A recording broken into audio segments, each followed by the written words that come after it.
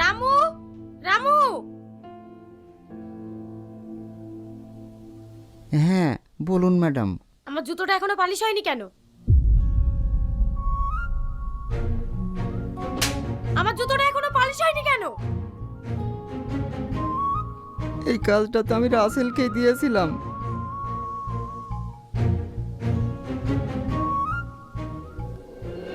এই, তুই জানিস না আমি মর্নিংয়ে বেরোবো?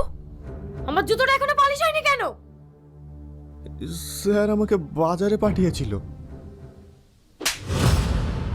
আগে আমার কাজ রেডি করবি, তারপর অন্য কিছু।